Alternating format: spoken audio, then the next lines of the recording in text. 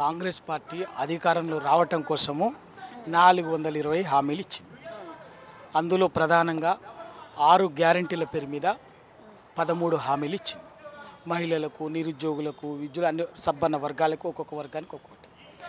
వేటిని నెరవేర్చలేదు. నెరవేర్చకపోగా మోసం చేసింది, ద్రోహణ వంచన చేసింది. దానివల్ల సమాజం 2 ఏళ్లలో చేసింది అంతే. చేస్తానన్నటువంటిది ప్రజలకు ఇచ్చినటువంటి ఏ ఒక్క హామీని సంపూర్ణంగా నెరవేర్చకపోగా ప్రజలని భయపెట్టించి ప్రజల్ని అభద్రతాభావంలోకి నెట్టేటటువంటి ఒక దౌర్జన్యకాండకు దాష్టికానికి దిగింది రేవంత్ రెడ్డి ప్రభుత్వం. మనం లగచర్లలో ఆదివాసీల బంజారా లంబాడీలని భూములు గుంజుకున్నటువంటి సంఘటన చూసినాం. మూసి ప్రక్షాళన పేరు మీద పేద మధ్యతరగతి ప్రజల వాళ్ళు జీవితాంతం కష్టపడి కట్టుకున్నటువంటి సొంత ఇళ్ళని రాత్రి బుల్డోజర్ పేరు మీద కూల్చడానికి చూస్తున్నాం. హైడ్రా పేరు మీద ఇవాళ సేమ్ పేద మధ్యతరగతి వాళ్ళు ఎప్పటి నుంచో కొనుక్కొని 40-50 ఏళ్ల క్రితం, ఇవాళ కాదు, కొనుక్కొని అధికారికంగా పర్మిషన్లు ఇచ్చి, లేఅవుట్లు ఇచ్చి, భవన నిర్మాణ పర్మిషన్లు ఇచ్చి అన్నిటిని పనులు కడుతున్నటువంటి వాళ్ళని, వాళ్ళ పేదవాళ్ళ పట్టేటువంటి వాటిని కూడా దౌర్జన్యంగా రాత్రే బుల్డోజర్ తీసుకుపోయి వాళ్ళ గుండెల్ని చీల్చేటటువంటి సన్నివేశాలను కూడా చూస్తున్నాం. వీటన్నిటి ఉద్దేశం కూడా ఏంటంటే అన్ని వర్గాల ప్రజల్ని భయపెట్టి ఒక భయానక వాతావరణంలోకి నెట్టి అభద్రతా భావంలో ఉండేటట్టుగా చేసింది.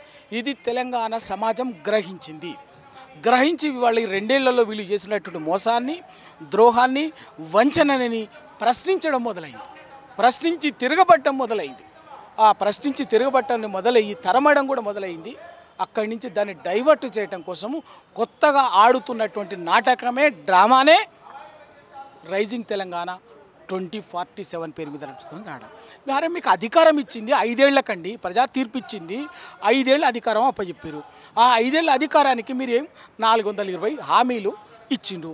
ఆ హామీలను నెరవేర్చి వాటిలో ఉన్నటువంటి సాధ్యమయ్యేదని కొన్నిటువంటి వాటి నెరవేరుస్తూనే దీర్ఘకాలికంగా తెలంగాణ సమాజాన్ని ఇంకా మహోన్నతంగా ఎట్లా నిలబడాలన్నటువంటి దాని మీద భవిష్యత్ ప్రణాళిక ఉంది.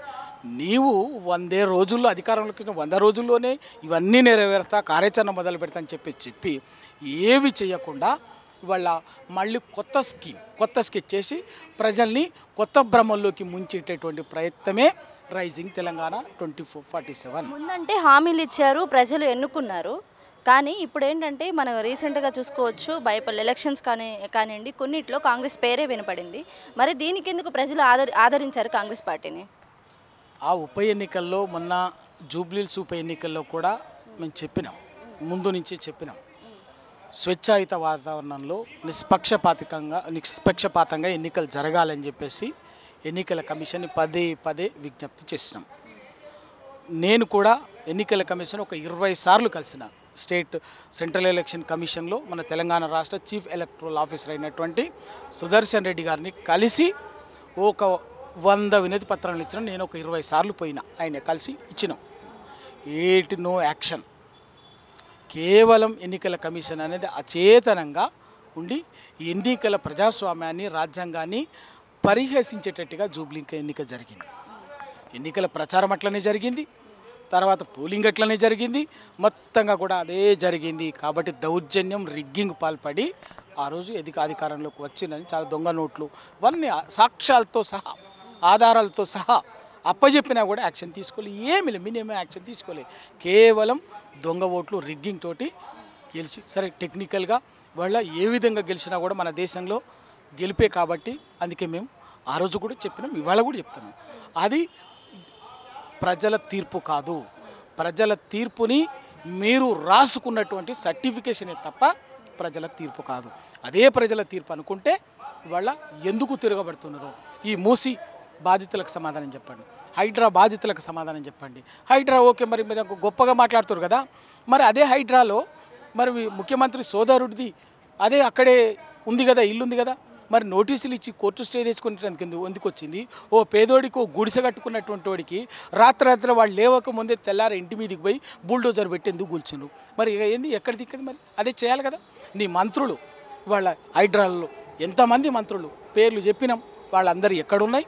పేదవాడి దగ్గరనేమో నీకు హైడ్రా కనిపిస్తుంది, హైడ్రా పనిచేస్తుంది. మేమేం చెప్పలే, స్వయంగా హైకోర్టు జడ్జీలే అక్రాస్ ది టేబుల్ ఏం జరుగుతుంది, ఇంత దౌర్జన్యమా, ఇదేం ప్రజాస్వామ్యము, ఏం రాజ్యాంగం లేదా అని చెప్పేసి జడ్జీలే న్యాయమూర్తుల ప్రభుత్వ తీరుని హైడ్రా కార్యాచరణ చేస్తున్నటువంటి కార్యకలాపాలని మాట్లాడినటువంటి వ్యాఖ్యానించినటువంటి చూస్తున్నాం. ఇదంతా కూడా ఏంటంటే మీరు ప్రజలకు ఇచ్చినటువంటి హామీలు ఏందో నెరవేర్చండి, మాట ఏందో నెరవేర్చండి. మీకు 5 ఏళ్లకు అధికారం ఇచ్చింది కదా, ఆ మాట నెరవేర్చి మీరు ప్రజల మెన్నను పొందండి. కానీ అది ప్రజలు అది గ్రహించి మోసాన్ని గ్రహించి తిరగబడుతుండగానే కొత్త డ్రామాకు మొదలుపెట్టారు, అంతే తప్ప వేరేం కాదు. ఇప్పుడు బీసీ రిజర్వేషన్ గురించి కూడా మనం రీసెంట్గా చూసుకున్నట్లయితే ఈశ్వరాచారి గారు ఆత్మహత్య చేసుకున్నారు. కానీ దీనికి ఏంటంటే ప్రభుత్వం నుంచి ఎలాంటి హామీలు రాలేదు. దీనికి ఏం సమాధానం చెప్తారు? అంటే వాళ్ళ కుటుంబానికి కూడా హెల్ప్ చేస్తామని, కానీ ఇలాంటి ఏమీ రాలేదు కదా. సోదరుడు ఈశ్వరాచారి ఎందుకు ఆత్మహత్యకు పూనుకున్నాడు?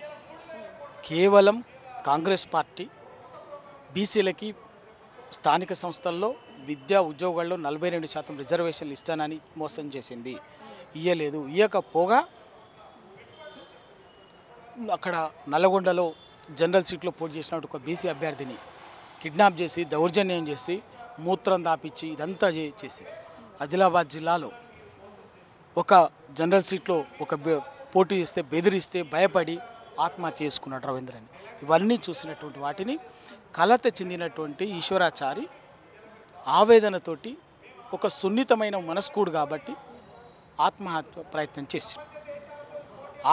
ప్రయత్నం చేసి దాదాపు 20 గంటల హాస్పిటల్లో చావు బతుకుల మధ్యన కొట్లాడితే కూడా ప్రభుత్వానికి చీమ గుట్టినట్టయినా లేదు, కనీస వైద్యం లేదు. అంత ఎమర్జెన్సీ సావు బతుకుల మధ్యన ఉంటే ఎటువంటి వైద్యం చేయించాలో అక్కడ కనీసం ఆ వైద్యం లేదు. జనరల్ వార్డులో పెట్టి చేసిండ్రు. మేము పోయి మొత్తుకున్నా కూడా కనీసం పట్టింపు లేదు. కనీసం మంచి వైద్యం వినండి, అక్కడ మెడిసిన్స్ లేవు, ఓన్లీ సెలైన్లు ఎక్కించడం తప్ప వేరే లేదు. చావు బతుకుల్లో ఉన్నాడు, కొంచెం కాపాడుకుందాం, మిగతా ఏమైనా కానీ ఒక ఆత్మహత్య చేసుకున్నటువంటి బిడ్డ మాకు కూడా ఎవరికి ఇది మంచిది కాదు, కాపాడుకుందాం అని చెప్పేసి ప్రభుత్వాన్ని విజ్ఞప్తి చేసినాం. ఎవ్వడికి పట్టింపు లేదు. చనిపోయిన తర్వాత కూడా 100 మంది అక్కడ ఆందోళన చేస్తుంటే కూడా మమ్మల్ని కళ్ళుగా కప్పేటట్టుగా వెనక నుంచి డెడ్ బాడీని తీసుకుపోయి కుటుంబ సభ్యులను బెదిరించి డెడ్ బాడీని తీసుకుపోయి ఏదో చేసే పని చేయబోయినారు. ఆ విషయం తెలిసిన వెంటనే అక్కడ ఉన్నాం కాబట్టి 200-300 మందిని 6th ఫ్లోర్కు పోయి 6th ఫ్లోర్ నుంచి దొంగచాటుగా కనీసం అప్పటి వరకు డెత్ డిక్లరేషన్ కూడా చేయలేదు, మరణ వాంగ్మూలం తీసుకొస్తుంటే పోలీసులే అధిక మెడికల్ డాక్టర్స్కు హాస్పిటల్ సంబంధానికి కూడా డెడ్ బాడీని ఎత్తుకొస్తుంటే మేము పోయి అడ్డుకొని 3rd ఫ్లోర్ నుంచి 6th ఫ్లోర్ వరకు తీసుకుపోయి బీసీ ఉద్యమకారులం అందరం కూడా మళ్ళీ దాంట్లో మార్చుల్లో పెట్టించాం. దాన్ని పెట్టి కూడా మళ్ళీ ఆ బాడీ మాకు అప్పచెప్తే ఇంకేమవుతుందో ఆందోళన అవుతుందని దొంగతనంగా మళ్ళీ మేము ఉండగానే అక్కడి నుంచి వెనక నుంచి మమ్మల్ని అందరిని అరెస్ట్ చేసి 5-6 పోలీస్ స్టేషన్లో పెట్టి బాడీని పంపించి దౌర్జన్యంగా చేసింది. ఆ తర్వాత నన్ను ప్రభుత్వం విజ్ఞతతోటి బుద్ధితోటి ఆ కుటుంబాన్ని ఆదుకుంటుందని చెప్పింది. పేద విశ్వబ్రాహ్మణ బీసీ బిడ్డ, ఓ ఇల్లు లేదు, ఓ ఉద్యోగం లేదు, ఈ ఊరిలో సంగారెడ్డి జిల్లా ఆంతోల్ కాన్స్టిట్యున్సీ ఆ పుల్కల్ మండలం పోచారం అనేటువంటి ఊరు ఇచ్చి ఆఖరికి హైదరాబాదే కాదు అక్కడ కూడా ఇల్లు లేదు, ఒక సెంటు భూమి లేదు.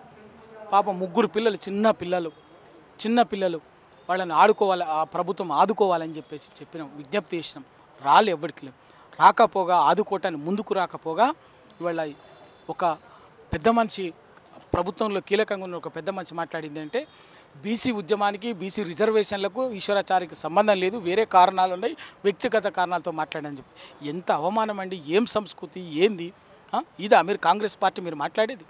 నేను ఆ పెద్ద మనిషికి మా బీసీ బిడ్డనే కాబట్టి నేను విజ్ఞప్తి చేస్తున్నాను, మీరు మీ వెనుకున్నటువంటి వాళ్ళు చేసే అరాచకానికి దాష్టికానికి మీరు జనం ముందుకు వచ్చి మీరు బదనం కాకండి. ఆ బదనం అయితే మీరు వాళ్ళని మొయ్యాలనుకుంటే నిస్సిగ్గుగా వాళ్ళని మాట్లాడిందా వాళ్ళ ఎజెండాని ముందుకు తీసుకుపోవాలనుకుంటే మీరు ప్రజల ఆగ్రహాన్ని బీసీ సమాజం ఆగ్రహాన్ని గురి కావాల్సి వస్తుందని ఈ సందర్భంగా నేను వాళ్ళకు చెప్పదలుచుకున్నాను. ఇప్పుడు హామీల గురించి అంటే 2 ఏళ్ళు అవుతుంది, అంటే బీఆర్ఎస్ ప్రభుత్వం అంటే మోపుతుంది అంటే సమస్యలే లేవు. ఈ 2 ఏళ్ళు అనేది ఇంతకుముందు ఏదైతే ఉన్నాయో అప్పులు ఉన్నాయి, అందుకని చేయలేకపోతున్నాం. కానీ ఈ 5 ఏళ్ళు మొత్తం పూర్తయ్యేలోపు ఏదైతే హామీలు ఇచ్చామో అవన్నీ చేస్తామని అంటున్నారు. దానికి ఏం సమాధానం చెప్తారు మీరు? ఇప్పుడు 2 ఏళ్ళు అంటున్నారు కదా, టైము మేం చెప్పలే. కాంగ్రెస్ పార్టీ నాయకులే రాహుల్ గాంధీ, సోనియా గాంధీ, ప్రియాంక గాంధీ, మల్లికార్జున ఖర్గే వీళ్ళకు ముఖం లేక ప్రజలు నమ్మరని వాళ్ళందరిని తీసుకొచ్చి చెప్పారు. అధికారంలోకి వచ్చిన 100 రోజుల్లో ఇవన్నీ మీకు చేస్తామని చెప్పారు. మేము చెప్పలేక ఉన్నది కదా, అంతా తెలుసు కదా. మరి 2 ఏళ్ళు అవుతుంది మాట మాట్లాడడానికి సిగ్గు లేదు మీకు. అప్పుడు నీలాంటి ఒక జర్నలిస్టే ఇదే ఇద్దరిని అడిగి ముఖ్యమంత్రిగా ఉన్నటువంటి అప్పుడు పిసిసి ప్రెసిడెంట్గా ఉన్నటువంటి రేవంత్ రెడ్డి గారిని, సిఎల్పి లీడర్గా ఉన్నటువంటి మల్లుబిట్టి భట్టి విక్రమార్కని జర్నలిస్టులు అడిగితే, ఒక మీడియా కాంక్లేవ్లో అడిగితే ఏం చెప్పాడు? అప్పులు మరి మా పరిస్థితులు ఆర్థికంగా మీరు అన్నీ చెప్పాను కనుక, లేదు మాకు 70 ఏళ్ళు దేశాన్ని పరిపాలించినటువంటి అనుభవం ఉంది, ఎట్లా సంపద సృష్టించాలో తెలుసు, ప్రజలకు ఎట్లా పంచాలో తెలుసు అని చెప్పేసి అంగనాచి మాటలు మాట్లాడింది. ఇవాళ అప్పులు మాట్లాడటానికి వాళ్ళు మాట్లాడడానికి ఏమైనా సిగ్గుందా? 9.5 ఏళ్లలో ఈ రాష్ట్రంలో జరిగినటువంటి ఇప్పటికి ఉన్నటువంటి అప్పులు ఎంత అంటే 3,58,000 కోట్లని సాక్షాత్తు పార్లమెంట్లోనే కేంద్ర ప్రభుత్వం ఆర్బీఐ ప్రకటించింది. అందులో 3,58,000 కోట్లలో 75,000 కోట్లు ఉమ్మడి ఆంధ్రప్రదేశ్ నుంచే తెలంగాణకు వాటాగా అప్పులు వచ్చినటువంటి. మరి అంటే కేసీఆర్ గారు 9.5 చేసినటువంటి అప్పులు ఏంటంటే 2,75,000 కోట్లు. కానీ దానికి చేసిన పని ఎంత? ఆ రోజు అప్పులు ఆదాయము 75,000 కోట్ల అప్పులుండే రాష్ట్రం ఏర్పడిన మొదటి రోజు అప్పులు 75,000 కోట్లు ఉంటే 42,000 కోట్లు ఆదాయం ఉండే సంవత్సరానికి. ఇవాళ ఎంత సంవత్సరం ఆదాయం ఎంత? 2.5 లక్షల కోట్లు ఆదాయం. 2.5 లక్షల కోట్ల ఆదాయం ఉంటే సంవత్సరానికి సృష్టించింది కేసీఆర్. మౌలిక సదుపాయాలు కల్పించి వ్యవసాయ, విద్యుత్తు, పారిశ్రామిక, ఐటీ రంగాల్లో ఒక అద్భుతమైనటువంటి ఒక తీసుకుపోయి చేసి వాళ్ళ ప్రజల జీవన ప్రమాణాలని, తలసరి ఆదాయాన్ని, జిఎస్డిపిని పెంచి వాళ్ళ ఒక ఇక్కడికి తీసుకొస్తే, మీరు 2 ఏళ్లలో నయా పైసా ఒక ఇటుక పెట్టకుండా, ఒక కొత్త స్కీమ్ లేకుండా, ఒక ప్రాజెక్టు కట్టకుండా చేసింది 2,60,000 కోట్ల అప్పులు చేసింది. వాటికి లెక్కలు చెప్పండి, వాటి మీద శ్వేతపత్రం ఇవ్వండి. ఎందుకు మాట్లాడతారు? ఎందుకు తెలంగాణని అప్రతిష్ట పాలు చేసేటటువంటి ఒక దుర్మార్గమైనట్టు ఒక నీచపు బుద్ధి తప్ప వీళ్ళది తెలంగాణని నిలబెట్టి తెలంగాణని సాధికారికంగా సగౌరవంగా దేశంలో నిలబెట్టే పని కాదు వీళ్ళు చేసేది.